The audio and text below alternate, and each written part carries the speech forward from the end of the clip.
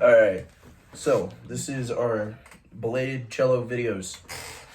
Recording last day after we got back from the gym and have had a full day of panic mode. I'm so tired. Yes, we're sorry if we sit here and just stare for a second. But Yeah. I'm going to record mine, and then directly after this we're going to record hers. So, buckle up, Kim, we're in for a ride. Alright, sorry for calling you Kim. That's what her name. I'm sorry, I'm a little stupid. Okay, so, I'm gonna base this one just a tiny bit different than I did my violin video, and I kind of want to walk through my thoughts as I go about all of this and explain how I do it and then actually do it. So, cello being a little bit different because it's a big burly instrument, it comes in a lot of sizes. I think I would want to start by explaining how you hold that, right? And we tried to get it into perspective. It's hard to get the knees in and the face, so we decided to go with the face because that's where the hand positions are, and I figured that'd be more important. So I'm gonna start with that. So Haley here is my inexperienced student who has never played a musical instrument in her life. And she's a world athlete gymnast. Yep, did the rowing machine. So, cello. Cello. This part down here is your peg. Okay. And the importance in the peg is if it's all the way in, your instrument's going to be all the way on the floor. It's going to be really hard to play it if it's all the way on the floor. So this peg extends and it compensates for your height. So you don't have to buy a specialty cello, right? Everything is just kind of... Yes. It adjusts to your height. You. Yeah.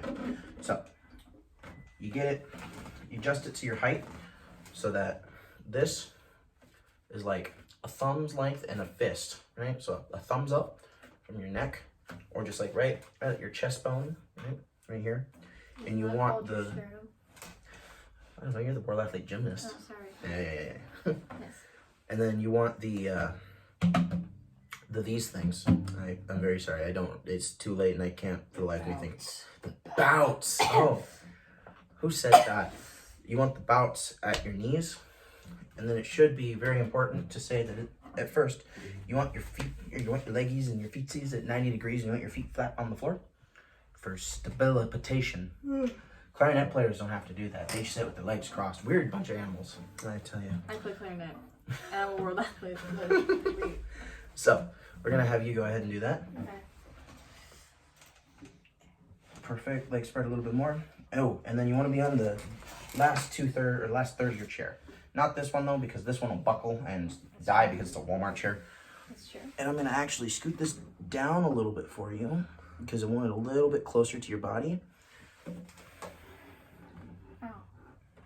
So, let's see. Looking good, Hollywood. Perfect. We're going to scoot this down just a tiny bit more. That's looking good. Okay. Feels good. So,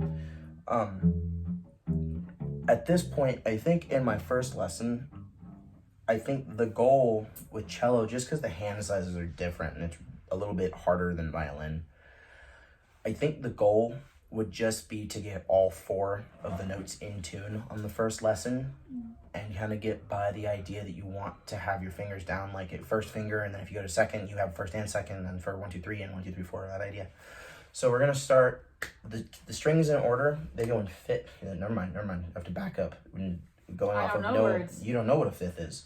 So the strings are going to go from bottom, from this side to there. Thick. It's going to go C, G, D, A. So we're going to start with the A string. That is the D string. We're going to start with the D string. Perfect. So when you pluck a string, you got it perfect. You put your thumb on the fingerboard, not a fretboard. Those guitarists are weird individuals. Yes, they are. And you pull it and you stop at the next string. Perfect. Now, go ahead and sit with your back straight for me. You only have to do this for a little bit until your video, and then you can sit as crook back as you want. We're also going to go ahead and straighten this out just a tiny bit. You want the scroll and the tuning pegs. You want those like right behind your ear. Okay. So, now, we're going to go, I don't want to be a chicken, I don't want to be a duck, all I want to do is cluck, cluck, cluck, cluck. And that's how you want your arm.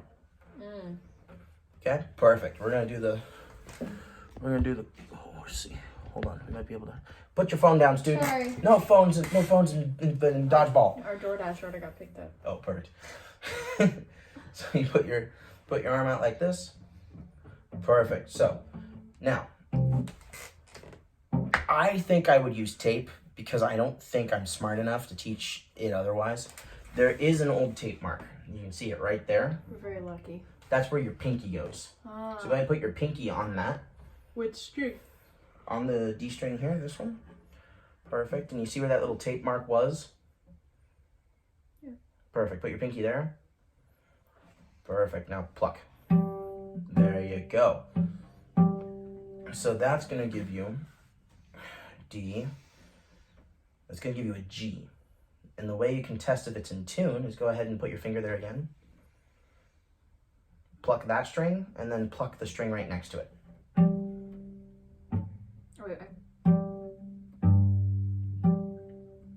And they'll sound the same, but the one will be an octave higher, or it'll just be like higher. Yeah. Perfect. So now the goal is we're going to put all 4 down, and we're going to slowly move back. We're gonna have all 4 fingers down, and they're gonna be about 2 fingers apart. Okay. Okay. So go ahead, put your pinky down on that tape mark. Perfect. Now give the first one a plucky pluck. Now go ahead and remove that finger. Next one. Now that finger needs to slide up just a tiny bit. Perfect. Now remove that one and play the next one. Perfect. Now the next one. Now play it open. Now go back up.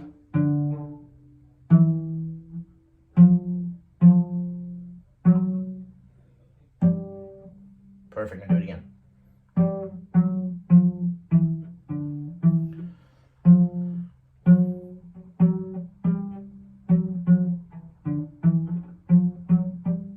Perfect. Okay, so at this point, that would probably be the end of my first lesson. Like that's like is my lesson plan. That's what I would want to accomplish. Is I would want to introduce him to the instrument.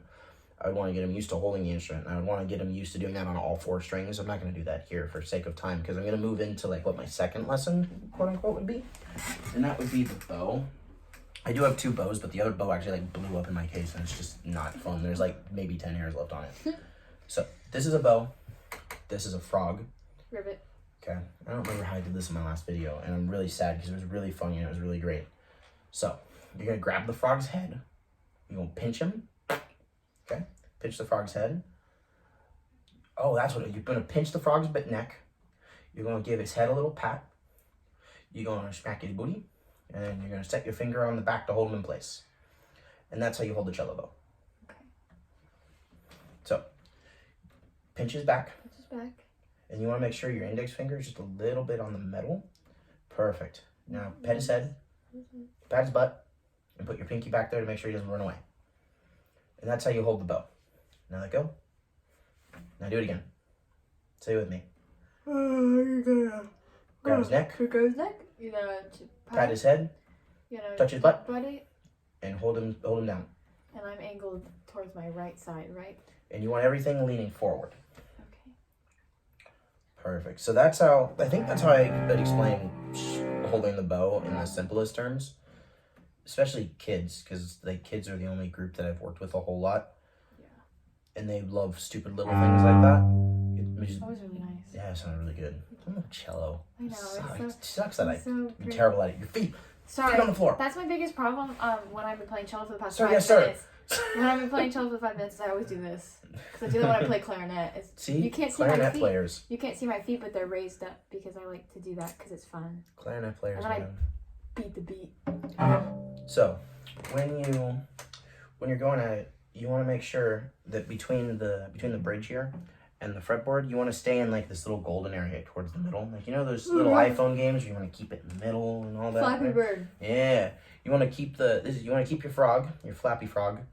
You want to keep him in between the posts, otherwise you're gonna sound like trash. So we're gonna go ahead and no. DoorDash is here. Okay, well, we're about to end my video, but this will be the end of my lesson, then I'll kind of talk while she goes get food. Yes.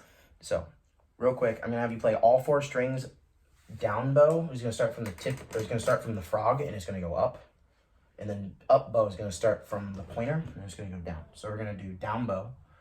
So we're going to go bam. job. Keep pressuring. Now the next string.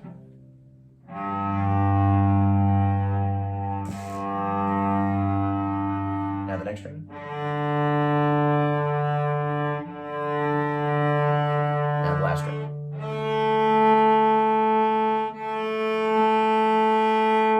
Perfect. Sweet. All right, go grab our food. I'm gonna. So. Oh, ending. Ending thoughts. Other things that I would want to do in my lessons is I would want to ensure that they know how to tune it, and if they're young, I don't want them to tune their own instruments. So I would try to set up a way, maybe with their parent, if they have one that's there and available. Teach them, maybe it's like, look, this is how you tune it. This is the app you need to install on your phone, and these are what you need to tune them to. Be very careful. Yada yada. Go over the safety stuff with them, standard music stuff. I would also explain the whole rosining process in that lesson, and I would make sure that it's like, hey, look, this is what you want to do. Don't be me. Don't rosin twice every time you play, otherwise you're gonna end up with rosin everywhere. And just really simple stuff like that. And I think that's what I would focus on my first lessons, and I wouldn't really go into notes too hard, probably until they're confident in the bowing, because I think that's like the major setback for us right now. Is like, man, we're just going hot in, like for us, we're music majors, so it works, but I don't want to throw it as like a kid, because I don't want them to be scared away from the instrument. So that's my thought process in this whole thing. So thank you. Sorry that this isn't as in-depth and as cool as the violin video. It's been a long day full of midterms already, so that's the video. Be ready for the next one, unless you see the other one first, in which case this is nice.